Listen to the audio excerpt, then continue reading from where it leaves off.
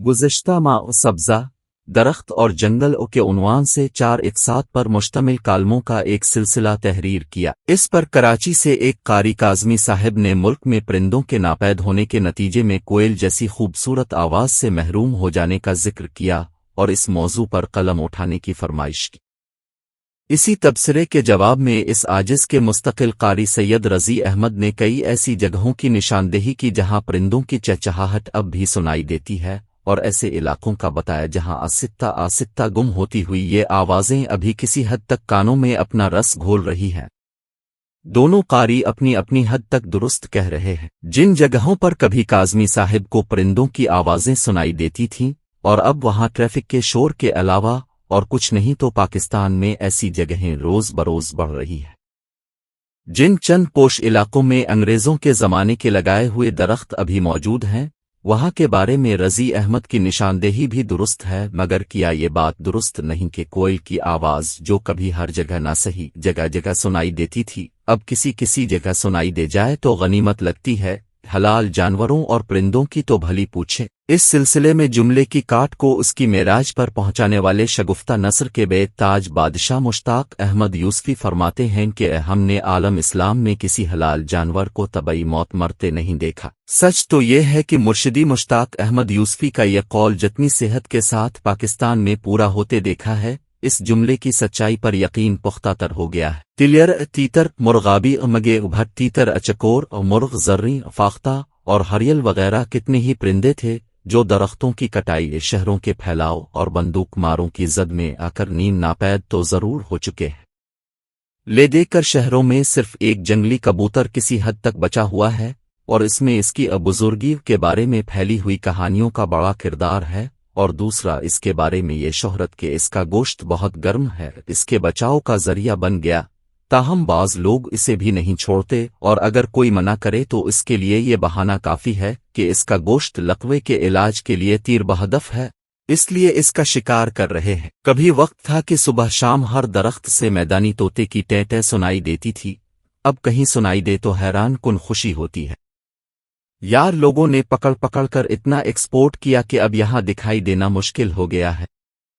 आलम यह है कि सुर्ख कंधों वाला और गानी वाला गर्दन पर सुर्ख रंग का कॉलर नुमा दायरा तोता 50 से 60 हजार रुपए का जोड़ा मिलता है। मेरा बचपन चौक शहीदा मुल्तान से मुल्हका महल्ले में गुजरा है।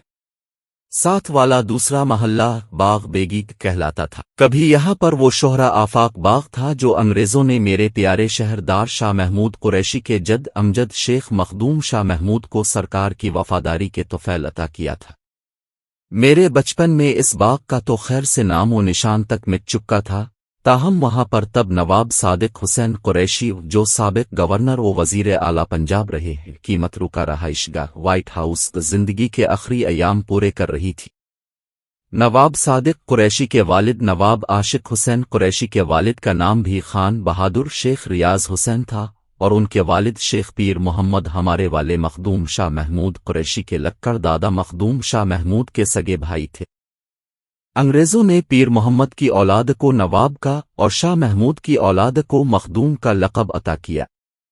मेरे महल्ले में तब एक तरफ खेत थे, रहट था और खोपे आंखों पर बांधे बैल गोल चक्कर में घूमता था और कुनवे से पानी निकाल कर खेत सैराब करता था। इन खेतों के साथ एक कोने पर पुरानी 2-4 कब्रें थीं जिनके बारे में मशहूर था कि ये शहीदों की कब्रें हैं। ये जगह शहीदा कहलाती थी। यहाँ गोंदी बैरी और जाल के दरख्त और पीलू की झाड़ियां थीं जिन पर दर्जनों किस्म के परिंदे चहचहाते थे। कोयल, काल कुल्लीची, उलाली, नीलकंठ, बुलबुल, तिलियर और हदहद वगैरह। महल्ले के दूसरी तरफ एक वसी व अरीज बाग था। यह हाजी बटे का बाग था। इसके बेटे अब्दुल करीम और अल्लाह देता सारा दिन परिंदों को फल खाने से रोकने की गरज से हाहाकार मचाए रखते और गोफन से मिट्टी की गोल गोल बनाई गई गोलियां उन पर बरसाते रहते। इतने तोते होते थे कि गिनती मुमकिन नहीं थी। कोयले, हदहद, तिलियर और शाहरुकीन, रंग बरंगी चिड़ियां, फूलों के जरदाने चुनते हुए हैमिंग बर्ड, जगह जगह लटकते हुए शहद के छत्ते, दरख्तों से लटके हुए कुदरत का शाहकार बेके घोंसले। इस बाग में क्या नहीं था? एक जादू नगरी थी जहां हर शय सांस लेती थी। میں اب بھی اپنے پرانے محلے میں تائی جی سے ملنے جاتا رہتا ہوں، تاہم ایک عرصہ تک باغ والی طرف جانے کا اتفاق نہ ہوا۔ اشروں بعد باغ والی گلی سے ہو کر باغ والی جگہ پر پہنچا تو ایک جھٹکا سا لگا۔ پورے قطع اراضی پر ایک درخت نہ تھا اور سبزے کا 1 انچ نہ تھا۔ چھوٹے چھوٹے پختہ مکانوں کا ایک جنگل تھا جس نے باغ کی جگہ لے لی تھی۔ باغ ختم ہوا، درخت کٹ گئے اور پرندے اللہ جانے کہاں ہجرت کر گئے۔ یادوں کا ایک باب بند ہوا اور ملال کا ایک ایسا دفتر کھلا جو شاید کبھی بند نہیں ہوگا۔ 25-30 برس پرانی بات ہے، میں ابا جی مرحوم کے کزن جو پنجاب سیکریٹریٹ لاہور میں ایڈیشنل سیکریٹری ہوم تھے کے پاس اپنا اسلحہ لائسنس پاکستان کروانے آیا تو سیکریٹریٹ کے قدیمی درختوں پر ہر قسم کے پرندوں نے ڈیرے ڈالے ہوئے تھے۔ ہریل، ہد نیل کنٹھ، طوطے، شاروکین اور لالیاں پرندے اتنے بے تحاشا کے درختوں کے نیچے کھڑا ہونا مشکل تھا اور ہر جگہ اوپر سے پرندے بیٹے کر رہے تھے۔ اب سوچتا ہوں تو حیرانی ہوتی ہے کہ میں نے اپنی آنکھوں سے لاہور کے ناصر باغ میں دھینس ہیونبل دیکھا تھا۔ دوہری چونچ والا یہ پرندہ مجھے پھر کبھی آزاد فضا میں دکھائی نہیں دیا۔ لارنس گارڈن، باغ جنا میں ایسے درخت تھے جو پاکستان بھر میں صرف اسی باغ میں تھے اور یہی حال پرندوں کا تھا۔ ایسے پرندے کے بمشکل ہی کہیں اور دکھائی دیں۔ لمبی دموں والے فیزنٹ اور کلغوہے والے طوطے، رنگ برنگی چڑیوں کی اتنی اقسام کے آتو اس باغ میں دکھائی دیں یا پھر چڑیا گھر میں دیکھنے کو ملے۔ جی ٹی روڈ پر راولپنڈی سے لاہور آتے ہوئے تر-21 کی پہاڑیوں میں سڑک پر پھرتے ہوئے بھورے تیتر، ملتان سے میاوالی جاتے ہوئے علی الصبا ایم روڈ پر سڑک کے درمیان سینہ پھلا کر سبحان تیری قدرت کا راگ الاپتے ہوئے سیاہ تیتر، لیا اور جوبارہ کے ارد گرد کسی زمانے میں بے شمار تلور ملتے تھے۔ اب صرف بلوچستان اور ہندوستان کے بارڈر سے متصل بہاولپور، بہاول نگر، رحیم یار خان اور سندھ کے صحرائی علاقے میں تلور باقی ہیں، اور یہ بھی اس قتل عام کے لیے محفوظ کیے جاتے ہیں جو خلیجی ریاستوں سے آنے والے شہزادوں کے لیے مخصوص ہے۔ چولستان میں کبھی کبھار بکیڑ یعنی گریٹ انڈین بسٹرڈ دکھائی دیتا تھا، اب اشروں سے کسی کو دکھائی نہیں دیا۔ کونجے، بگلے، سارس، سرخاب، نیل سر، سپون بل، لنڈینگ ہنس، پنٹیل، گڈوال، کاوٹ اور مرغابیاں حتیٰ کہ کوئی اور چہی سب کے سب آتو ختم ہو گئے ہیں اور ہجرت کر کے آنے سے باز آ گئے ہیں یا پھر چند محفوظ جھیلوں پر ہی دکھائی دیتے ہیں۔ حلال پرندوں کا ذکر ہی کیا، حرام پرندے بھی ماحول کے خاتمے، شوقیہ مارنے اور بڑھتی ہوئی آبادی کے طفیل نئے رہائشی منصوبوں کے سبب باغات اور درختوں کے خاتمے کے باعث غائب ہوتے جا رہے ہیں۔ مرشدی مشتاق احمد یوسفی کے قول سے ہماری حلال جانوروں اور پرندوں سے رغبت کی تو سمجھ آتی ہے، لیکن یہ حرام پرندوں کو کیا ہوا؟ الفالو و شکرائے، عقاب، پہاڑی کوا، ہد نیل کنٹھ، شارک، طوطا، کال، بیات، کلیچی، بلبل اور مینا کہاں چلی گئی؟ باقی تو چھوڑی، ہمارے ہاں تو مردار خرگد بھی تقریباً ختم ہو گئے۔ گدھوں کی کہانی 2-4 دن بعد صحیح، تاہم یوسفی صاحب کا قول تو 100% درست دکھائی دیتا ہے۔ امریکہ کیونکہ کفار کا ملک ہے، اس لیے حلال جانور بھلے طبعی موت مریں آ نہ مریں مگر حادثاتی موت ضرور مرتے ہیں۔ ریاست پنسلوینیا اور جارجیا میں سڑک پر سفر کے دوران بلا مبالغہ ہر روز 1-2 سفید دم والے ہرن میرے پڑے دیکھتا رہا ہوں۔ یہی حال حرام جانوروں کا ہے، یعنی حلال اور حرام دونوں قسم کے جانوروں کو عمومی طور پر تحفظ حاصل ہے اور مخصوص مہینوں میں شکار کے لائسنس کے علاوہ کسی جانور کے شکار کا تصور ہی نہیں ہے۔ ہر بندے کے پاس بندوق اور رائفل، تیر کمان ہے۔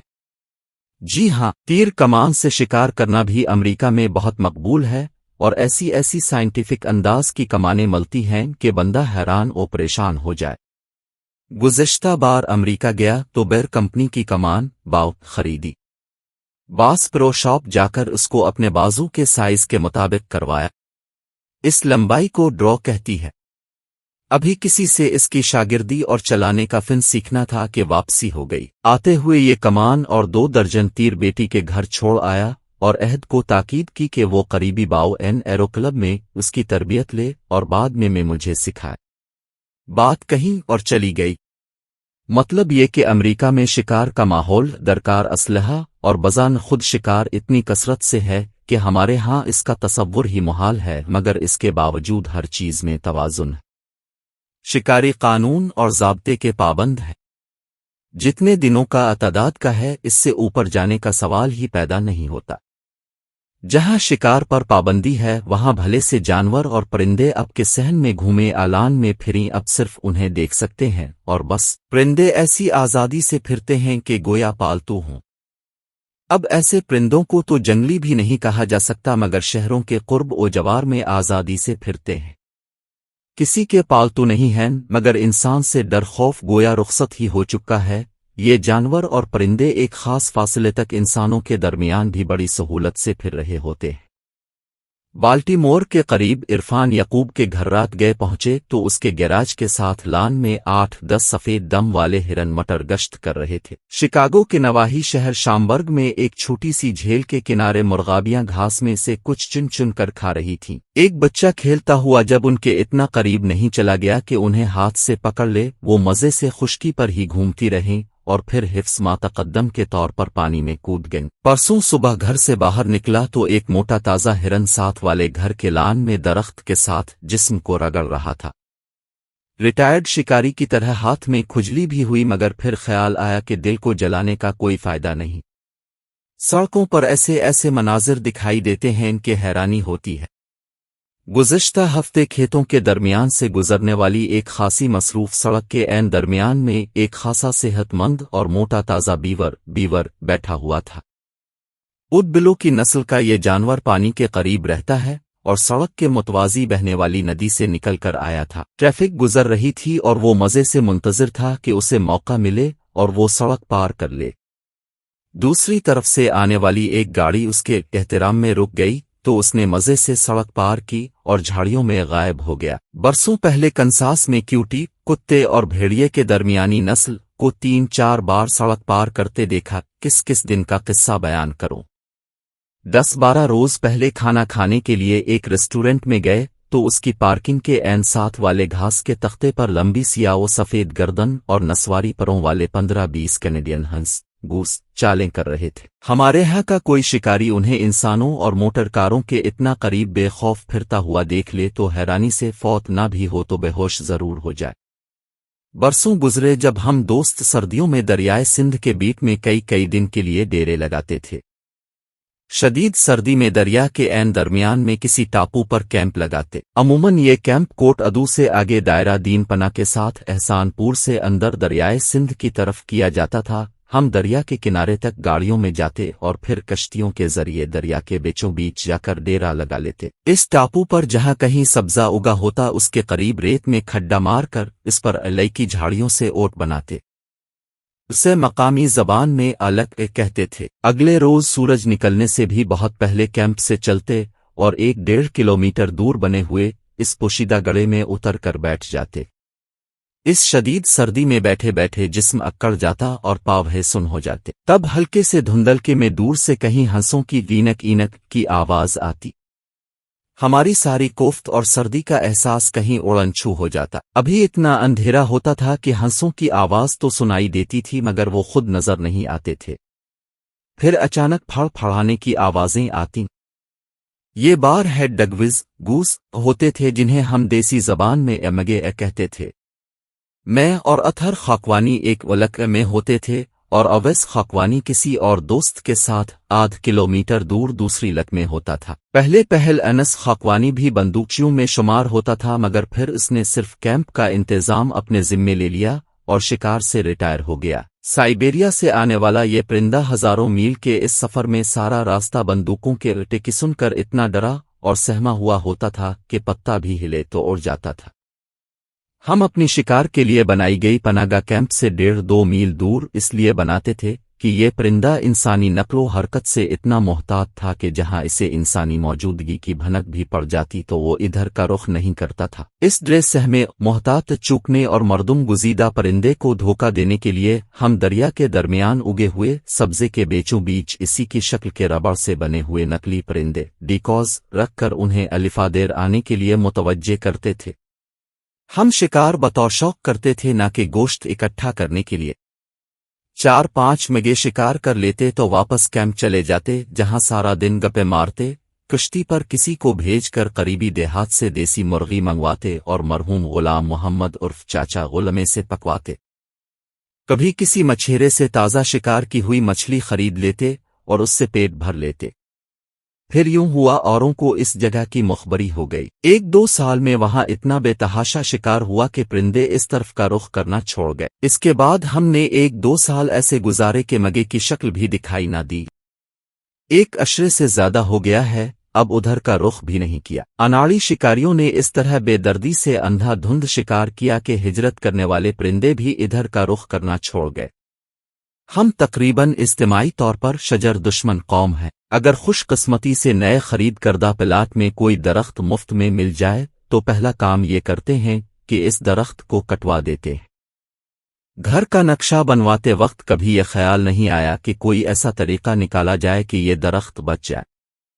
اگر بفرض محال یہ درخت کسی طرح کٹنے سے بچ جائے تو گھر بننے کے بعد اس میں آنے والا ہر دوسرا مہمان آپ کو مشورہ دے گا کہ آپ یہ درخت کٹوا کیوں نہیں دیتے۔ وجہ پوچھیں تو کوئی کہے گا دھوپ اچھی طرح آئے گی۔ بندہ پوچھے کہ میاں اس ملک میں دھوپ نہیں چھاؤں درکار ہے، دھوپ تو بہت ہے سایہ نہیں ہے۔ کوئی کہے گا کہ پتے بہت گرتے ہیں۔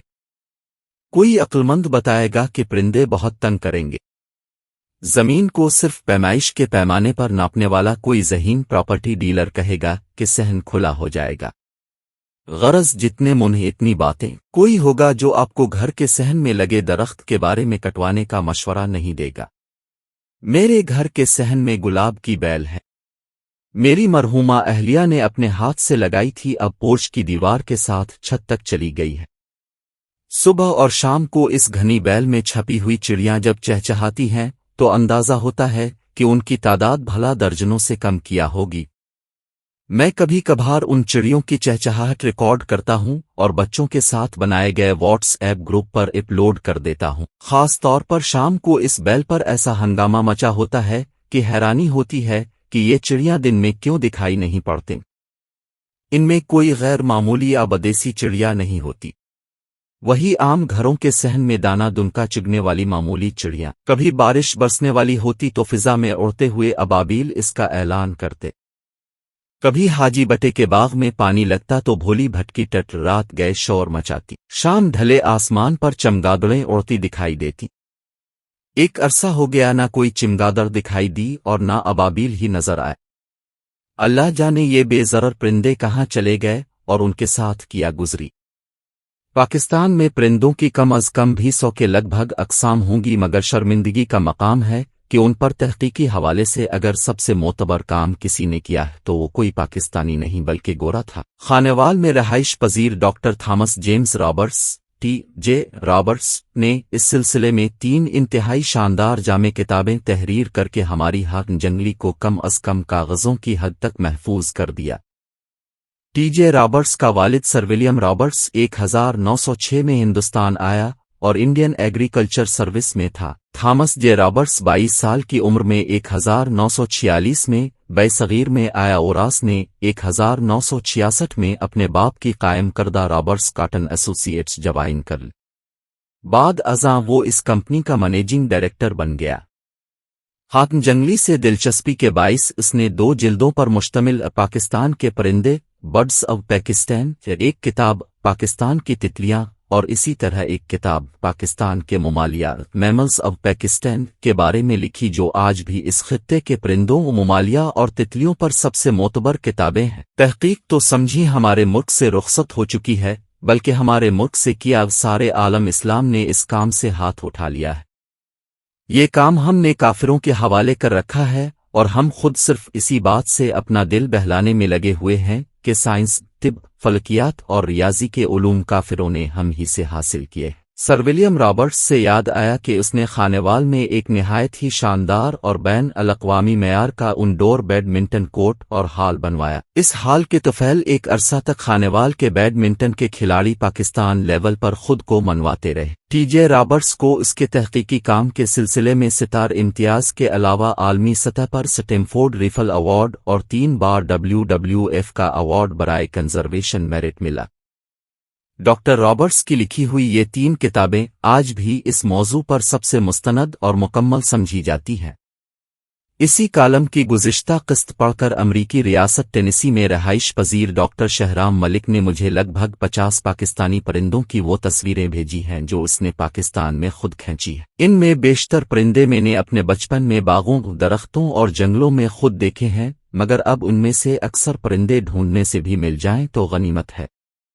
میں نے ریسٹورنٹ کی پارکنگ کے ساتھ والے لان میں کھڑے ان 15-20 مگھوں کی تصویر اتار کر پاکستان میں اپنے پرانے شکاری دوستوں کو بھیجی اور ساتھ لکھا کہ اب کے منہ میں پانی اور ہاتھوں میں کھجلی تو ہو رہی ہوگی۔ جوابا مختلف دلچسپ جواب آئے۔ ایک دن صبح گھر کے پچھلے صحن میں گیا تو وہاں 2 عدد موٹے تازے جنگلی خرگوش کھیل کود میں مصروف تھے۔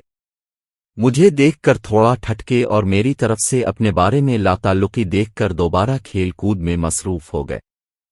20-25 روز پہلے زوریز بھاگا بھاگا آیا اور کہنے لگا، بڑے بابا، ہنری کے گھر میں درخت پر چڑیا کے بچے ہیں، وہاں ان کا گھونسلہ ہے، 4 بچے ہیں۔ خوشی اور حیرانی سے اس کا سانس پھولا ہوا تھا۔ مجھے اپنے ساتھ لے کر وہ ہنری کے گھر کے باہر چھوٹے سے جھاڑی نما پودے کے پاس لے گیا، پھر دور سے اشارہ کر کے بتانے لگا کہ وہاں گھونسلے میں چڑیا کے بچے ہیں۔ پھر مجھ سے کہنے لگا کہ آپ انہیں دور سے دیکھیں ورنہ چڑیا اڑ جائے گی اور بچے بھوکے مر جائیں گے۔ اگلے ہی روز وہ دوبارہ بھاگا بھاگا آیا اور کہنے لگا، ہمارے درخت پر بھی چڑیا کے گھونسلے ہیں، 4 بچے ہیں۔